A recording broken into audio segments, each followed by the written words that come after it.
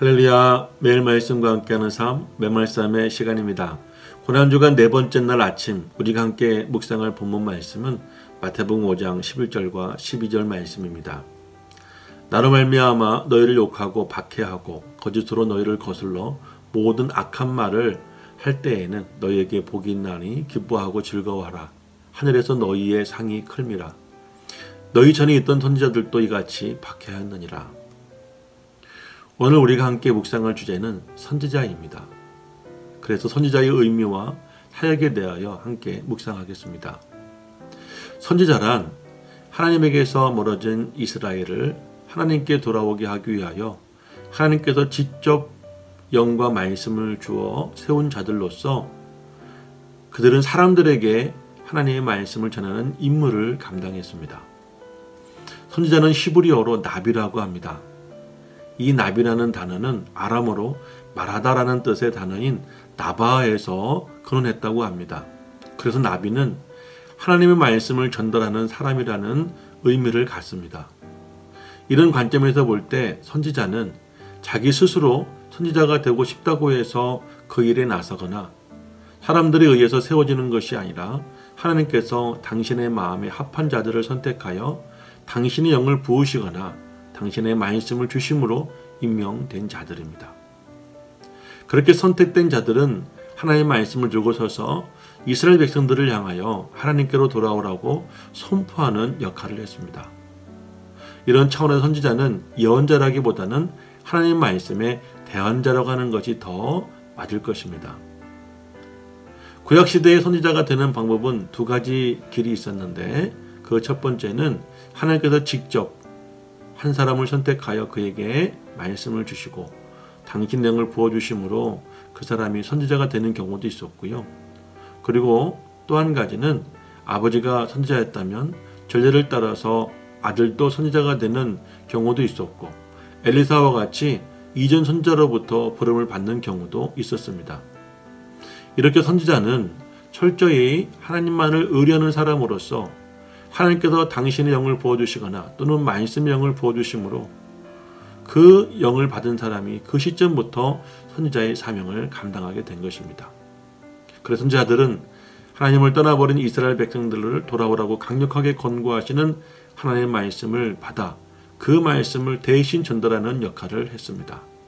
그러나 하나님께서는 이스라엘 백성들에게 이런 선지자들을 통하여서 다시 하나님께 돌아올 것을 선포하게 하셨지만 그들은 하나님 편에 서서 하나님 말씀을 전달하는 선지자들의 말을 받아들이지 않고 오히려 그들을 박해했습니다.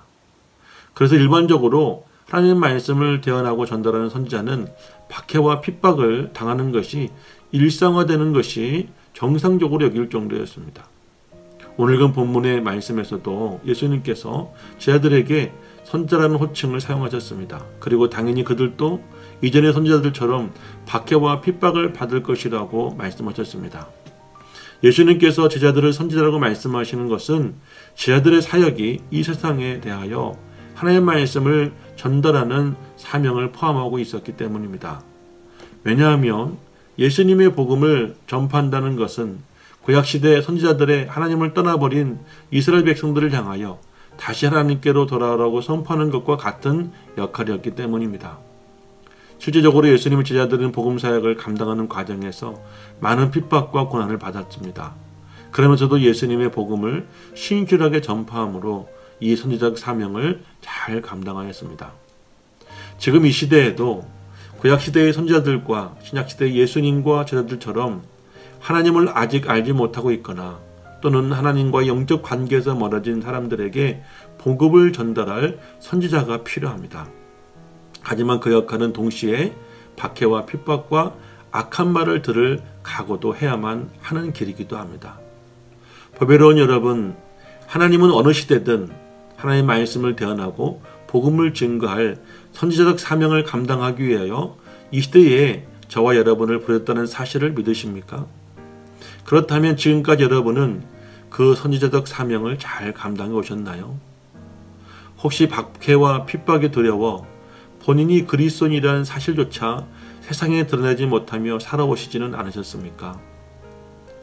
우리가 예수를 믿고 받은 구원에 대하여 생각해 보겠습니다.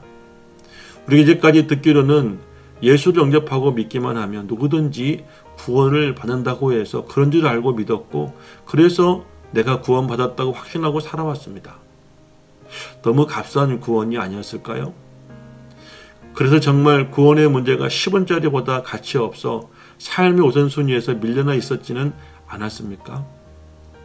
하지만 예수님께서는 그 구원을 완성하시고자 스스로 박해와 핍박의 현장에 들어가셨습니다. 심지어 매도 맞으셨고 아무 죄 없이 사형 선고를 받고 십자가에 매달리셨습니다.